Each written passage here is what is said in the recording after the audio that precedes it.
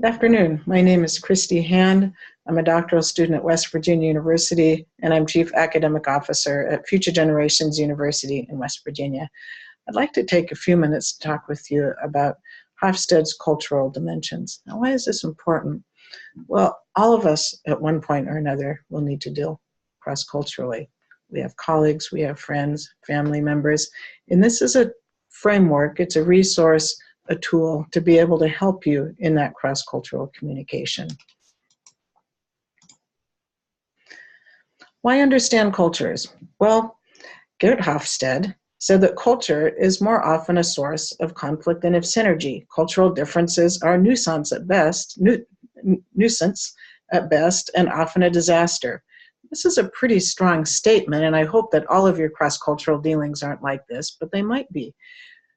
So by giving you this framework, it might help to better understand those that you deal with cross-culturally and for you to be able to communicate better.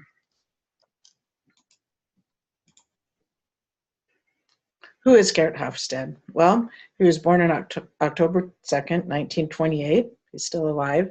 He's a Dutch social psychologist who is especially interested in management research. He got his PhD from Groningen University in the Netherlands, and then he worked at IBM, which was really the formative experience in his life. He founded the personal research department, and then through that work co-founded the Institute of Research on Intercultural Communications. Then what really helped to develop these cultural dimensions was that he gathered data from over 100,000 IBM employees from around the world and used this data then to be able to develop the first 4 cultural dimensions, and then the other 2 that we'll see were developed later with some more research. Let's take a look first of all at all 6 of these cultural dimensions, and then we'll go one by one and be able to explain them. So the first dimension that you have, these are on scales. It's individualism versus collectivism. The second is low uncertainty avoidance versus high uncertainty avoidance. Next is low power distance versus high power distance. Then you have masculinity versus femininity, long-term versus short-term, indulgence versus restraint. Now these are all on a continuum. And so as you'll see, one culture or another is not all one or all the other, but it's somewhere on this continuum. Let's look first at individualism versus collectivism. Now, you'll see on this side the specific characteristics, and then on this continuum, you see countries that represent one side or the other or fall somewhere in between. Now, just a remark, these are generalizations. This comes from his research. It doesn't take into account personal differences, and so this is something really important to remember as we look at these dimensions. They might seem like stereotypes. They certainly are generalizations, but they can still help us to somehow frame that culture and better understand where a person is coming from when we're dealing with them. So individualism, on this aspect, on this side of the continuum, individual is the most important. They value independence, they value achievement, competition, uniqueness. The question that they would be asking is, what's in it for me? And then their type of communication is called low context, which is direct expression. They're going to tell you directly what they think. On the other side, collectivism, the group is most important. They value dependence, duty to the group, and cooperation. They like to work on projects. They like to be connected to people. The question you hear from them is, who are you related to? How can I place you within the family system or a societal system? Their type of communication would be harmony, which is more important than clarity. And then you'll see the countries here. As you probably know, the US is very far on the side of individualism. Venezuela is very much a collectivist culture, and then you have a few others.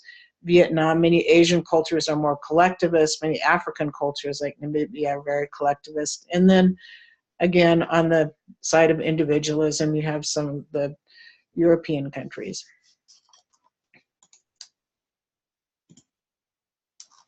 Our next dimension is uncertainty avoidance.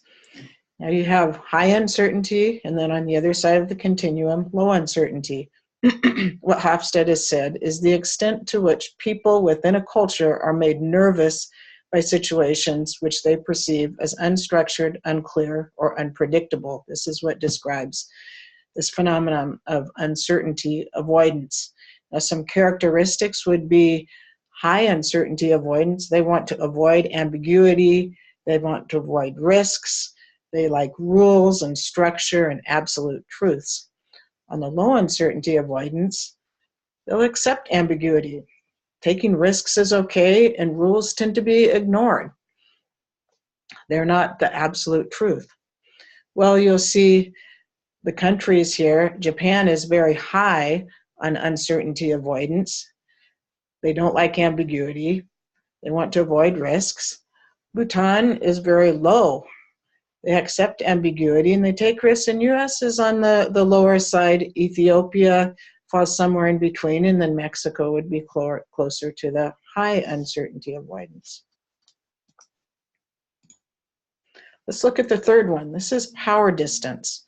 On the one side, you have high power distance. On the other, low power distance. And a quote that helps to explain this is the extent to which people with little power in society consider inequity normal and acceptable. So on the high power, people consider inequity very acceptable. There's a centralization of power.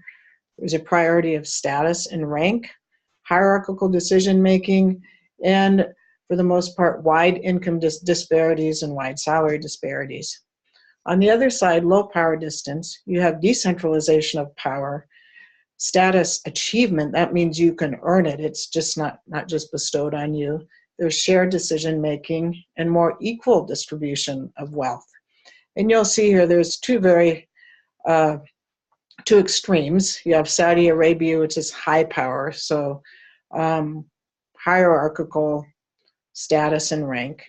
And then you have Sweden on the low power side. So it's very equal distribution of wealth.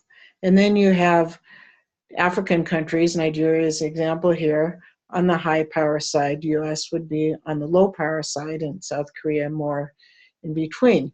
Now, things evolve. The US is actually gradually moving toward more high power, greater income disparity. So again, this is not a static thing. These dimensions evolve because our world is evolving. Now, our next dimension is masculinity and femininity. There's a little bit of controversy around these terms. So far, these terms have stuck, but of course, most people now don't like to generalize according to masculine and feminine. So far, though, this is the way that it's expressed in the framework. So we'll introduce it this way, and then maybe you can come up with something better. These are attributes concerning appropriate behavior according to biological sex. So in general, again, gross generalizations here, you have masculinity, which represents assertive, ambitious behavior, rigid behavior roles, economic success, again, competition, hierarchical decision-making. Then on the female side, the feminine side, you would have more nurturing and supportive, more flexible behavior roles so that they feel more flexible to engage in different types of occupations, emphasis on quality of life, and decisions by consensus instead of a hierarchical decision-making. Again, you have Sweden likes the extremes here. Sweden is very much on the side of the feminine side, and then Japan very much on the masculine side. And the US is in the middle there with Bhutan representing some Asian countries more towards the feminine, Mexico representing some Latin American countries and their tendencies. Now our fifth dimension, and this came along a little bit later after the original four that Hofstede developed, but this is long-term and short-term orientation. Just a short description, this would be how every society has to maintain some links with its own past while dealing with the challenges of the present and the future. And so on long term, this would be a pragmatic orientation. Truth is relative. They value change. And so this is a look towards the long term. And then on the short term, there would be more of a respect for traditions and norms, absolute truth, and resisting change. Now, I found that these results were quite interesting, according to his data, that China is more on the long-term side, pragmatic, and that US would be more resistant to change on the short-term side. I wouldn't have guessed this. Then you have India in the middle. You have South Africa that's more on the short term, absolute truth, respect for traditions and norms, and France then more towards the long term. Again, I thought this was an interesting find here. And our sixth one, which really was the most recent, was indulgence versus restraint. And in fact, this used to be included in the long-term, short-term description. But this is indulgence on one hand, restraint on the other hand. So a culture that is more indulgent would emphasize immediate gratification. They want to spend what they have right away, not willing to sacrifice for the long term. Again, that's where that came into the previous dimension. And then on the restraint side is delayed gratification, thriftiness and savings, sacrifice for long-term gain. So here you see Sweden again, on the other side, very indulgent, US also quite indulgent, France in the middle, Vietnam on the side of delayed gratification and more restraint, and China again on this extreme. So there you have the sixth dimension.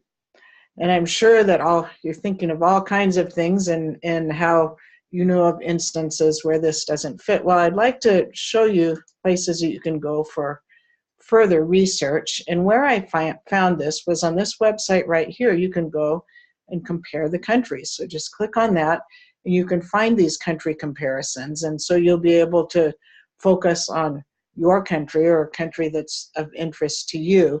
And I tended to have a fairly narrow search there, but I wanted to look for extremes and ones in the middle. Then this is another good tool right here, the Culture Compass.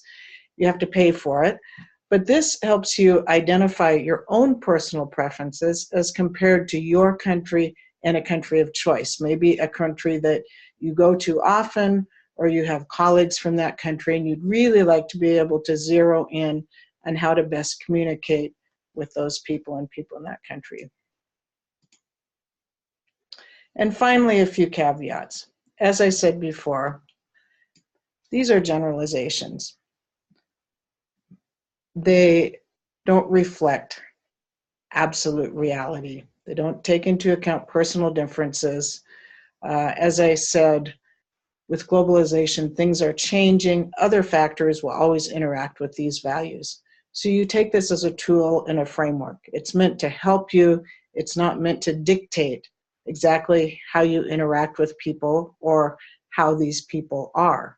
People are different, cultures are different. We don't want to put other people and other cultures in a box, but this can help to inform the way that we communicate with them. Most important here, to communicate successfully cross-culturally, you need to respect others. You need to listen to them and learn from them. And so that should be the most important thing in our cross-cultural communication. This can help us. We can use tools, but in the end, let's really listen to people. And finally, this is where I got my information. Thanks so much for spending these few minutes with me, and good luck and have a lot of fun with other cultures, because it's rewarding working with people from other cultures and other countries. Thank you.